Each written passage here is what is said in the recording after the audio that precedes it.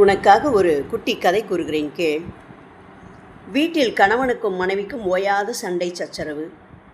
கணவனை வழிக்கு கொண்டு வர முடியாமல் தவித்த மனைவிக்கு ஒருவர் ஓர் உபாயம் கூறினார்.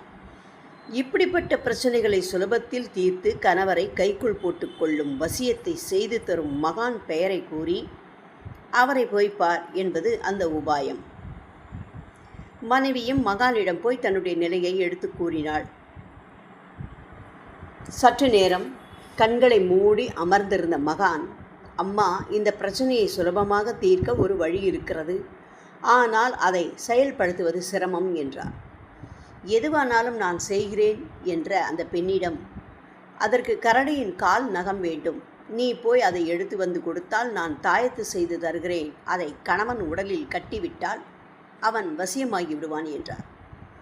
சரி என ஒப்புக்கொண்டு நேராக காட்டுக்கு சென்று அங்கே ஒரு கரடியை தேடி பிடித்து அதனிடம் அன்பாக நடந்து தன் வழிக்கு கொண்டு வர அயராமல் பாடுபட்டாள். அவளது இந்த சேவை மற்றும் அன்பை பார்த்த கரடி, அம்மா, உனக்கு என்ன வேண்டும் என கேள், தருகிறேன் என்றது. உன்னுடைய கால் கட்டை விரல் நகத்தை கொடுத்தால் போதும் என்றாள் அவள். கரடி மகிழ்ச்சியுடன் நகத்தை கொடுத்தது. அதை மகானிடம் எடுத்து வந்து கொடுத்த அவள், ஐயா, நீங்கள் கேட்டது போல கரடி நகத்தோடு வந்திருக்கிறேன் என்றாள். அப்படியா, இது எப்படி உனக்கு கிடைத்தது என கேட்டார். அந்த கரடியிடம் அன்பாக பேசி பழகி அதை பராமரித்து அதன் நல்ல மதிப்பை பெற்றேன், அதற்கு பரிசாக இதை கொடுத்தது என கூறினாள் அவள். உனக்கு சம்பந்தமில்லாத கரடியிடம் நீ அன்பாக பழகி பராமரித்து எவ்வளவு பெரிய விஷயத்தை சாதித்திருக்கிறாய்.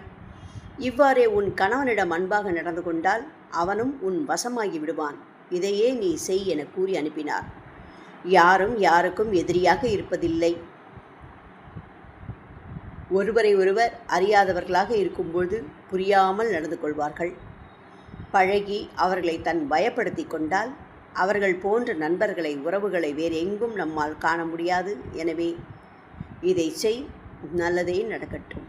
ஓம் சாய்ராம்.